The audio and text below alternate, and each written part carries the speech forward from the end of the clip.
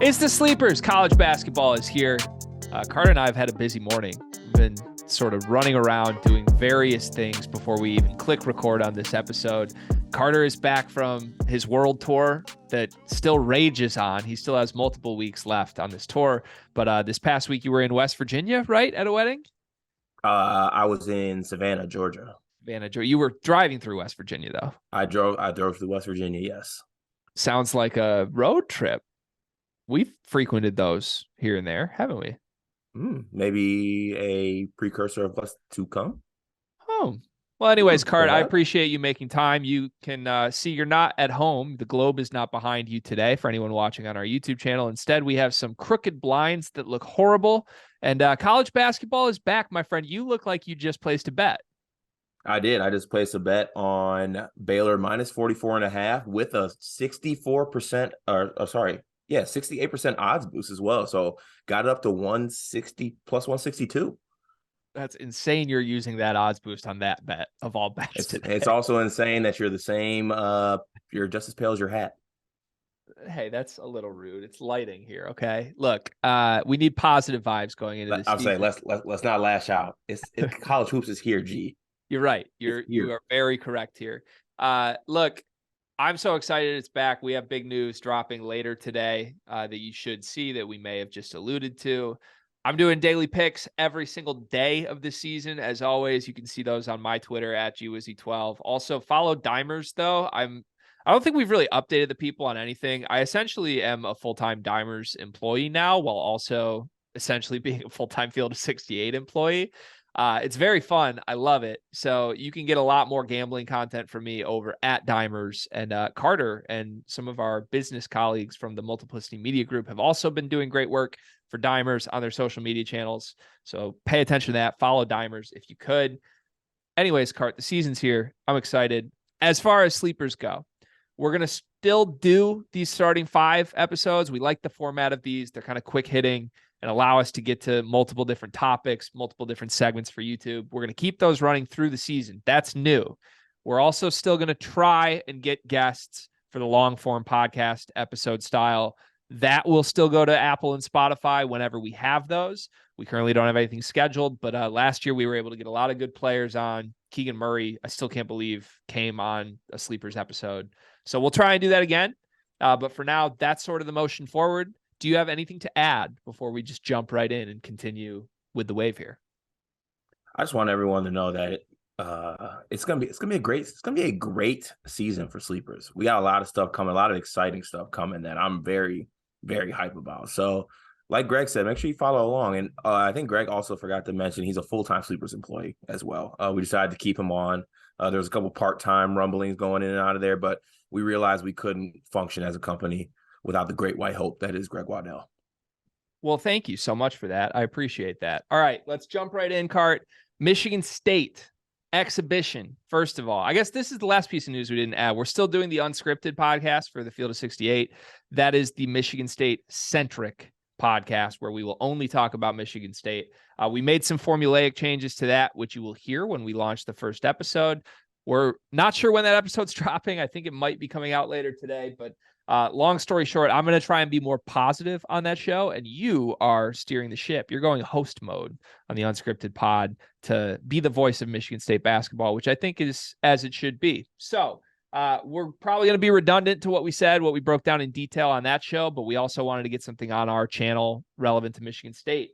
That's what we're going to do. They were in a bit of a dogfight. They were trailing at the half in their exhibition game to a Division II school. Not the best look. They turned it on in the second half. A lot of guys looked really, really good in the second half. So what was your biggest takeaway from Michigan State's exhibition game last week? We took Grand Valley's best punch. No, I'm not. My biggest takeaway, I think it's twofold for me. So it'll be like a 1A, 1B thing for me. One is that I think turnovers still are going to be an issue with this team. When you have turnover issues against a team like Grand Valley, once you get a step up in competition, I think those turnovers are going to increase, playing more athletic and better players. So that's a scary thing moving forward. And two, I think the fears of the front court issues, they came to a realization. Defensively, we are going to struggle. And the fact of the matter is that we have to go up against some of the best big men in the country moving forward. And that's a scary thought, because I don't know if we're going to be able to get by in checking those guys one-on-one with the front court that we currently have. So, I coming out of that Grand Valley game, my fears are just as bad as they were kind of going in. But, we got another exhibition game. Sorry, not another exhibition game. We got our first game tonight against Northern Arizona. Not a great opponent. So hoping to see some improvements, but once again, a step up in competition playing a Division I school. Yeah, I thought there was a lot of good and a lot of bad, to be honest, and I try to stay away from the bad on the unscripted episode, so I might lean a little more into the bad here. I thought AJ Hoggard in the first half was a total non-factor, and I think that can never happen. Like, I think objectively, Michigan State fans would even say out loud, like, AJ Hoggard is the best player on this team. So to be down against a Division II school at halftime in a game in which AJ Hoggard didn't attempt a shot is unacceptable. Like, that just can't happen if this team's going to survive during the regular season, if he's the best player. And I think he is the best player. Now, he turned it on in the second half, but the problem with AJ through his career has been inconsistency. And it's why I roll my eyes when people talk about this being the best backcourt, because AJ Hoggard still has a lot to prove to even be close to one of the best guards in the Big Ten. He looked every bit that in the second half. He looked like one of the best point guards in the country in the second half. He looked horrible in the first half and was a total non-factor. So my eyes are monitoring that.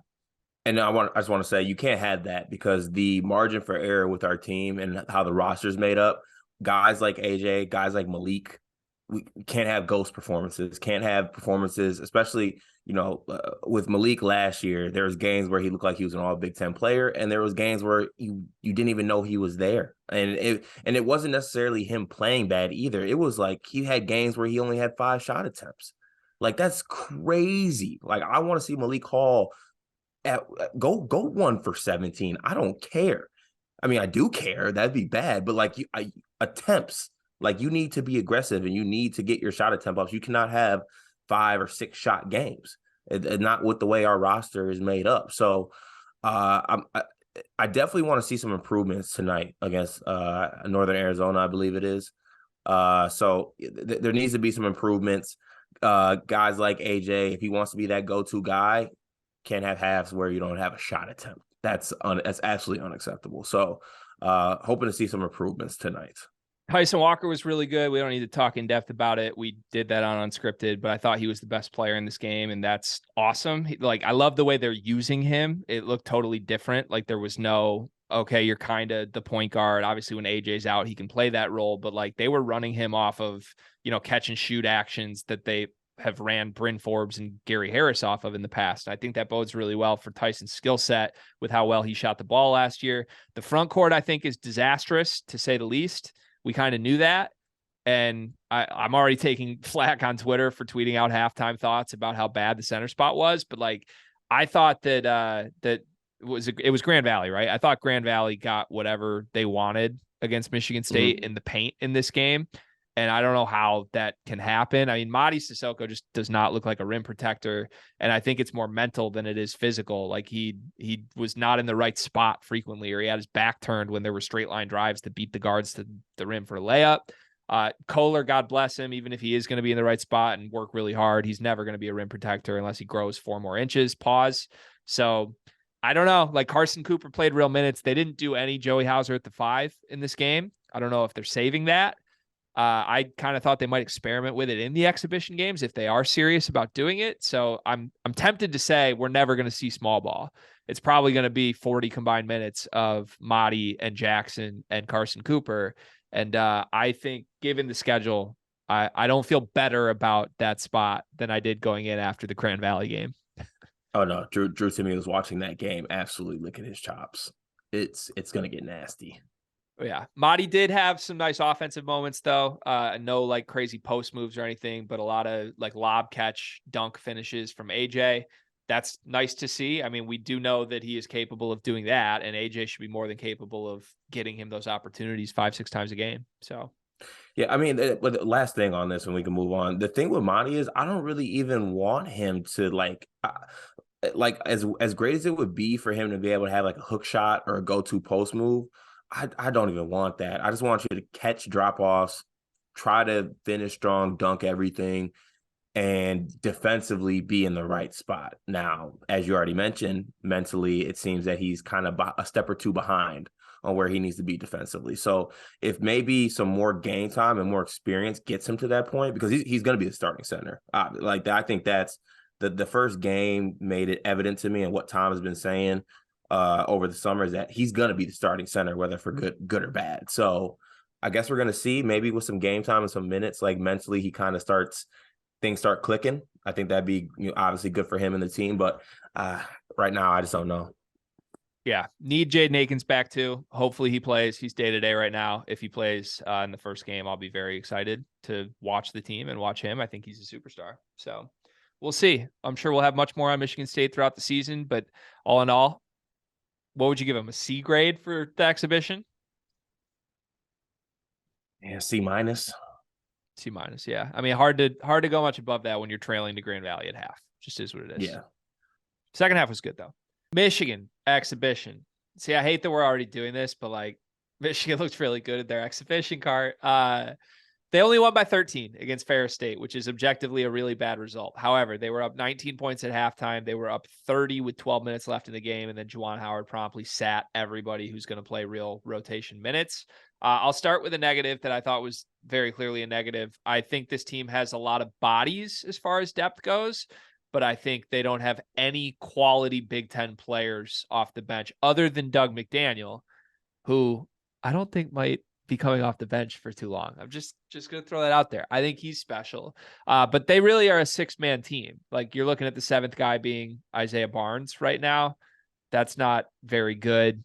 Terrace Reed was pretty messy and kind of all over the place. So I don't know. I like some of the best teams in the country play with 6 guys and they all play 30 and that works out really well. I don't know that this Michigan team is going to be good enough with that, but if it is, it's because Kobe Buffkin and Jett Howard are all caps dudes. And holy shit, did that come out of nowhere. Jett Howard, 30 points in roughly 20 minutes. You've called him a child actor every time we've ever talked about him. He does have acting credits. Apparently, he also has future NBA credits to his resume right now because, I mean, he looks so much like a one and done in the first game. Shot's pretty, but it like comparing him to Caleb Houston, like he's going to play the Houston role. He shot off the move more than I've ever seen Caleb Houston make shots off the move. Like the type of threes he was taking were different and next level. And it bodes incredibly well that the shot looked that good. Kobe Buffkin's dunking on dudes and hitting step back threes. I don't know where the hell that came from. I wish I never jumped off the Kobe Buffkin hype train because you and I led that last year. And then I basically said all offseason I was wrong. Kobe stinks. I never should have jumped off. Like we got to remember, Cart. We're talking about replacing Eli Brooks here. And God bless Eli Brooks. But Eli Brooks is going to have a fine career in finance or landscaping or whatever he wants it to be. Kobe Buffkin should be an NBA player. He's a McDonald's All-American. No shit, he's good. Like, no shit, the sophomore who played in the McDonald's All-American game is doing some things now. He never had the leash last year. I'm back all the way in. You watched the highlights. What do you make of Michigan's exhibition? I'm not falling for the 2 things. One, I'm not falling for the Kobe Buffkin. That's fake. It's fake. I'm telling you right now. If you want to head over to DraftKings right now, there's actually a player prop, Kobe Buffkin, under 11.5 points. Go feed your future kids with that because you can hammer the under. I'm telling you right now. What was fake about the dunk? You saw the dunk. What was fake about that? He should dunk. All right, yeah, Kobe Buffkin can dunk. On a dude's head, though. Yeah, like that wasn't just like an uncontested dunk. That was in the half court on a dude's head. Yeah, that's the type of dunk you want to do on your future teammate, probably. Because there's better chance that he finishes his career at Ferris. Now, let's move on. Come on. Jett's special. Jett is special. But I will say this. This was a perfect game for Jett to kind of show that he is that one and done because offensively, he is special. We know that. Where I think he's going to struggle, though, is I think on the defensive end. He's going to struggle. A game against Ferris State, there's no one on that Ferris State team that can go at him um, and make him work on the defensive end. That's where I think he needs to take some more steps to being a better player. But then when you think about it, moving forward throughout this year and in the Big Ten, are there really any wings that can necessarily attack Jett and expose it? I mean, who's the best wing in the Big Ten? Terrence Shannon, and he's not even a wing; he's probably a guard. Like, I Yeah, mean, Shannon or there's Melendez. no, yeah, like there's not really that really good wing that can make him work on both ends of the floor. So, I mean, it was special, honestly. I will say that I can't hate on it. The child actor did get some buckets, but I guess let's relax a little bit, okay? It was Ferris. Okay, that's fine. I'm all for like let's downplay big performances in exhibitions. That's fine. At the same time, I'm never going to do that. And here's just straight up, Cart. Caleb Houston and Max Christie combined in their college careers, 0 22-point games. Jett Howard had 22 in his first half in a Michigan uniform. Like, I don't care who you're playing. If they left him in that full game car, he was going to get 40. Like, they subbed him out with 16 minutes left on the clock. He had 30. And like, I'm not saying okay. While we're on the topic of how, are we just gonna overlook the fact that Jace Howard was one of the first people off the bench? nepotism is strong with Michigan right now. But listen, if as long as Jett is on the floor and doing anything close to what he did in this game, he can start Janine at the 4 for all I care. I swear to God. Like, give me all the Howards. Give me every single Howard, Doug McDaniel, Hunter Dickinson. This team might win the Big Ten with that. I swear. Now, look, Jett defensively looked like Kobe Buffkin did last year. Pretty clueless, pretty lost. That's not good. This team's not going to be good defensively at all, though, in my opinion. Like, I think Doug McDaniel is a pest defensively. And like I said, I think Doug's going to end up starting by the end of this season. From what I saw, look, I jumped around on Llewellyn. I didn't like the ad. I'm sick of the transfer portal PG method here. I think my biggest gripe with that, straight up, is that watching Devontae Jones last year, it took him the whole year to get comfortable. Like, it literally took him like 3 months just to figure out how he ingrains himself within a team that has Hunter Dickinson and NBA talent around him. And Devontae Jones is a good player. Don't get me wrong. Like, Jalen Llewellyn's also a good player. But these guys that come from different systems and totally different levels of play, and then you thrust them in for 5 months on a roster, like, it's just highly unlikely they're going to be a top 5 guy at their position in the Big Ten. And I think that's the adjustment period for Llewellyn. Like we saw with Tyson Walker last year. Tyson Walker was a fraction of what he can be as a player. Now, if Llewellyn a year from now comes back, then maybe he looks better, but I don't expect big things from him this year. And it's frustrating to me because the problem is he's going to start every game. And if he is limited in production, then like next year, are you going to be comfortable giving the keys to Doug McDaniel? Or are you going to be like, well, we need someone more proven? Doug's only been a bench guy. Like, it's just frustrating to me. So long story short, I think Doug McDaniel's special. I think he was making pick and roll reads that Llewellyn wasn't making. He was attempting off the dribble threes. None of them went in. They clanged off the rim. Do you think I care that he's small, Cart? He's a monster. He had 10 points immediately in like 16 minutes. He's a killer. You can do that all you want. Like, I promise you, the frustrating thing for me is that Doug, if he was on your team, would be your favorite player ever. And I just want to experience that with you. Because he's my favorite player ever, Cart. Oh, God. All right. Should we move on? I hate you. You're not even going to ever talk about Doug? You're just going to make jokes about how small he is? He's tiny. He's good at basketball. He's good. In a game against Ferris State, that's great. All right, you can build a team out of these 4 players, and you have to pick 2. AJ Hoggard, Tyson Walker, Jalen Llewellyn, Doug McDaniel. What 2 are you picking?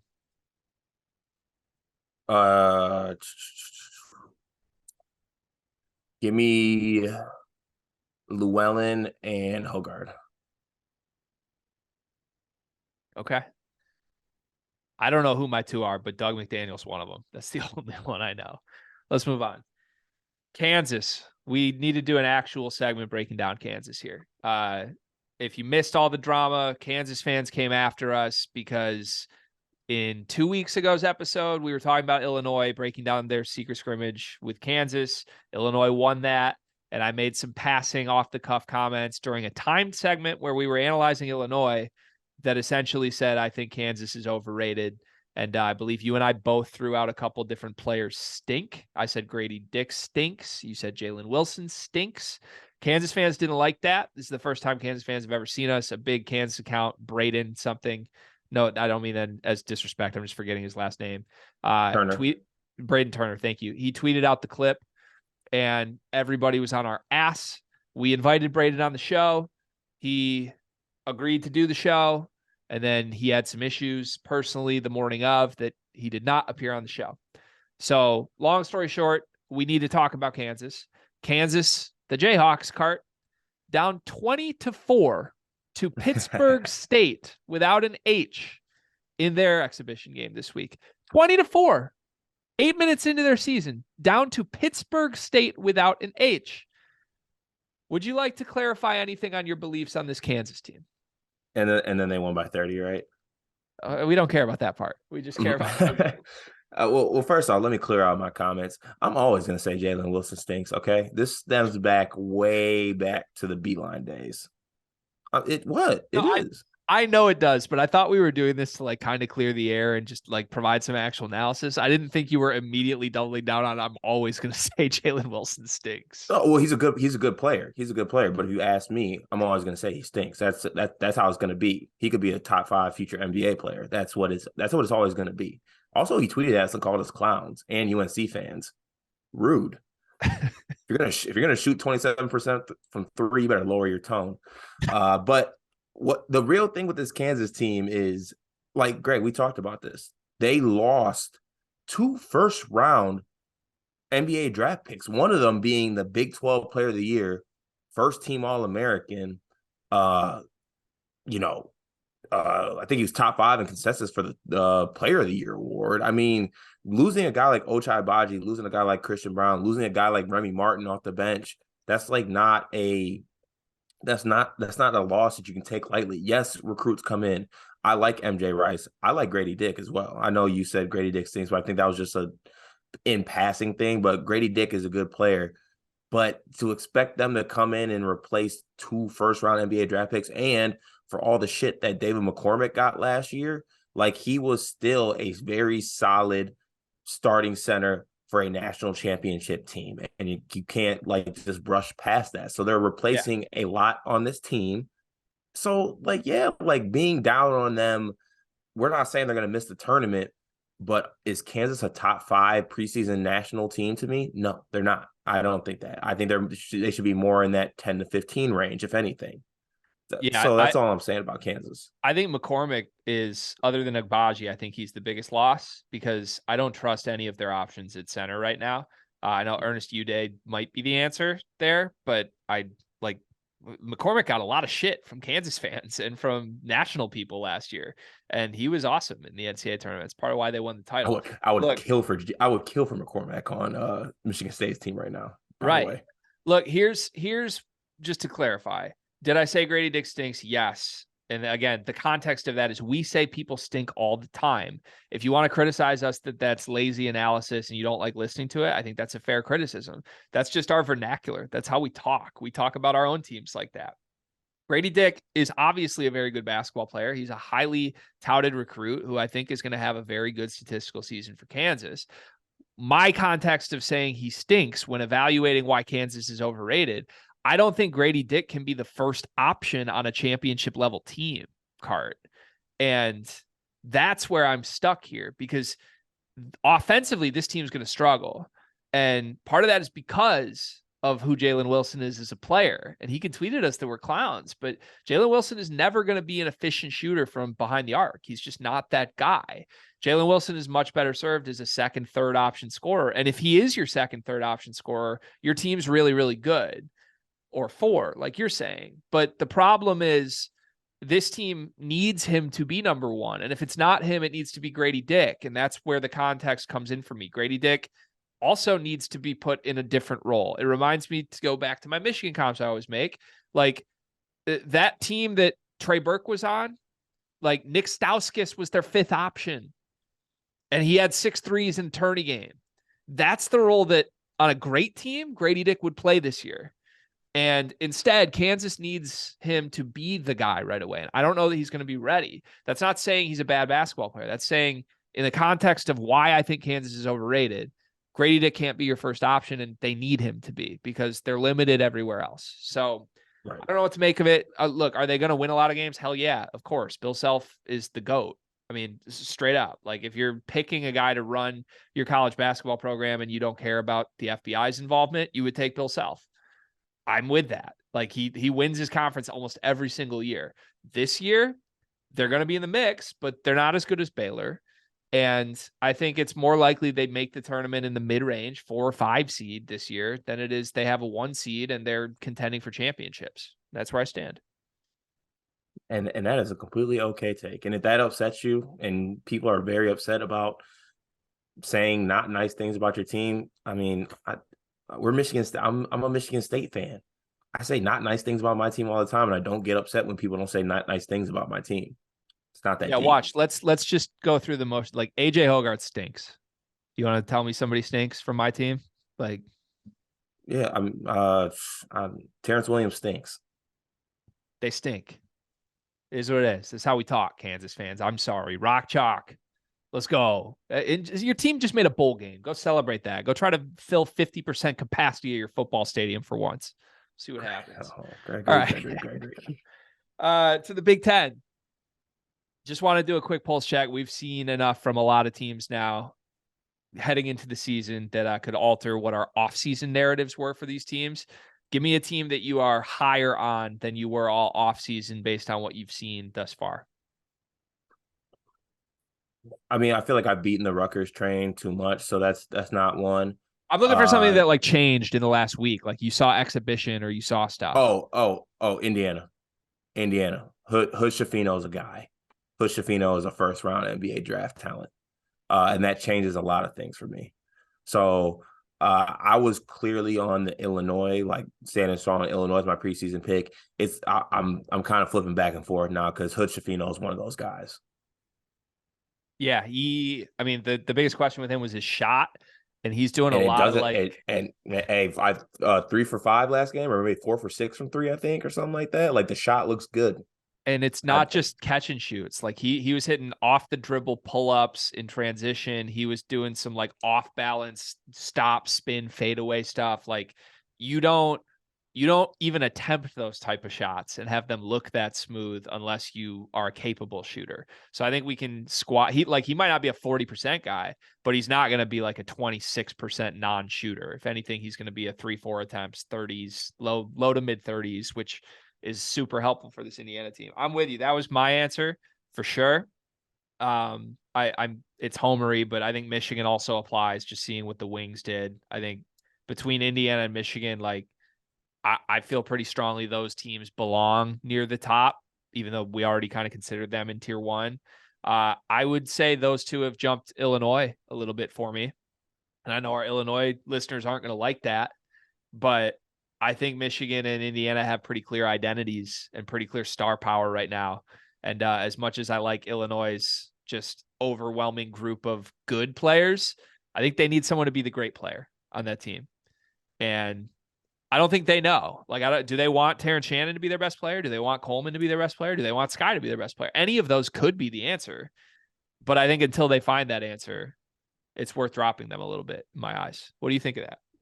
Yeah, I think there's more room for Illinois to find themselves at the end of the year. So, like, once there's kind of like a clear vision of roles and like who is the guy, just because there's a lot, like you just stated, there's all 3 of those guys you just stated could be the guy for this Illinois team. Now, as that's a good thing because you have different guys, also it might take a couple games. It might take a whole non-conference schedule to kind of nail that down and solidify that. And hopefully by Big Ten play, you're rolling. Roles are clearly identified and, you're going to play your best basketball leading up into the tournament. So, yeah, and this might be an overreaction too, but I from what I saw from Hood Schifino, like, they might be better off just giving him the keys.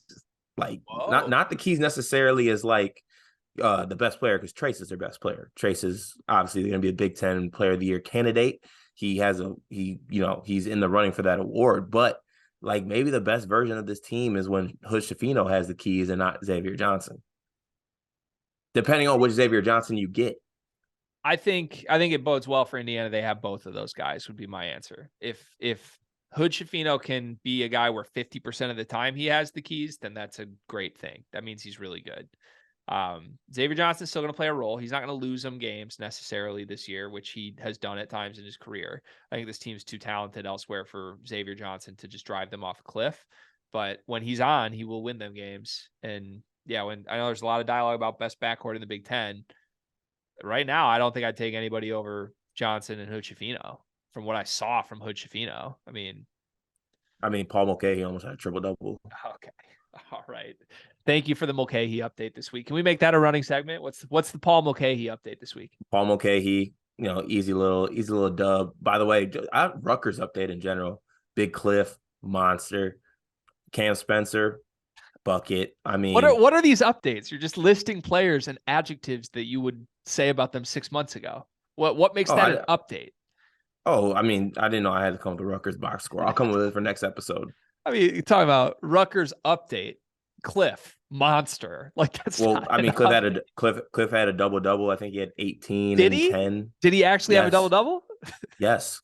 Well, then why didn't you use that as your update instead of just... Well, I didn't want to get it wrong because I don't have the box score in front of me. Okay. All right. This is why people love the sleeper statistical analysis. This is why we get players calling us clowns. Is because we just do I look like Evan Miyakawa to you? No, you do not. Very clearly. You don't behave like him either, for the record. I don't know if that's a good thing or a bad thing. I don't think it's good for either of you. Let's move on. Final four predictions officially. It's right now when we're recording this, it's noon Eastern time, our time, and Baylor is about to tip off. The first college basketball game of the year is here. Good luck with your minus 44.5 bet. But give me the four teams that will make the Final Four, Carter. Who you got? So I got Houston.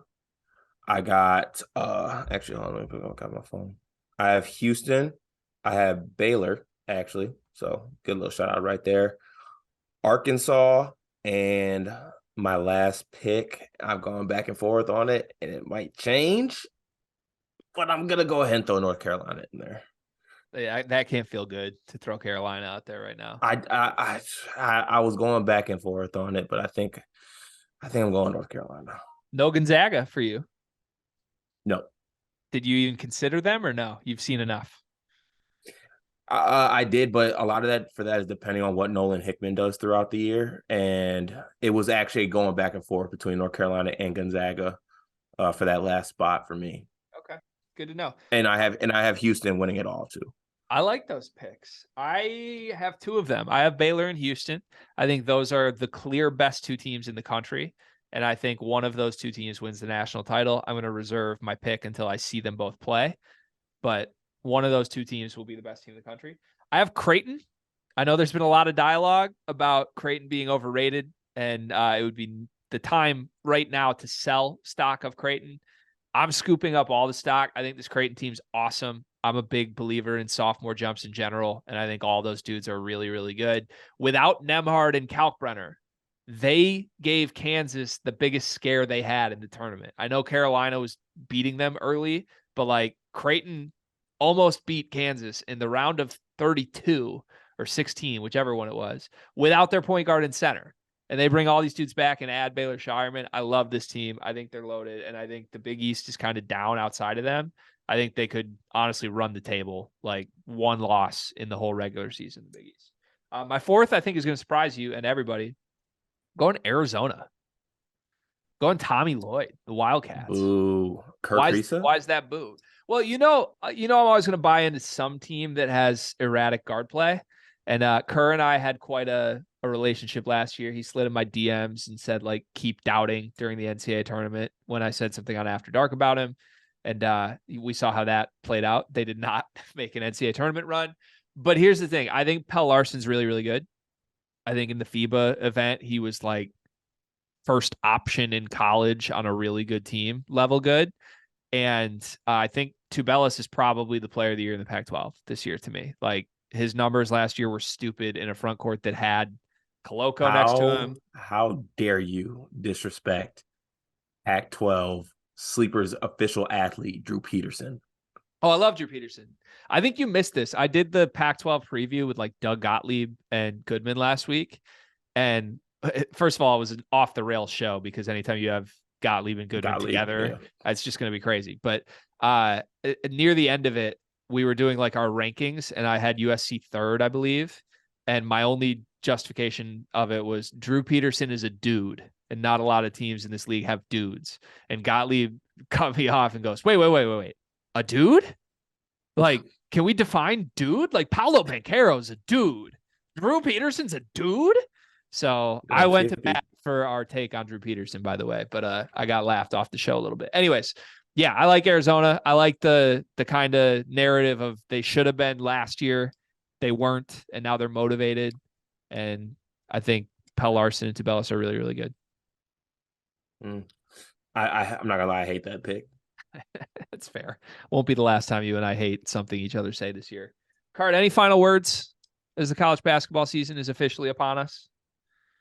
No, man, I'm just excited, honestly. I'm happy it's back. I'm sick of all the off season. Like, I'm not sick of it, but like the takes and everything get old.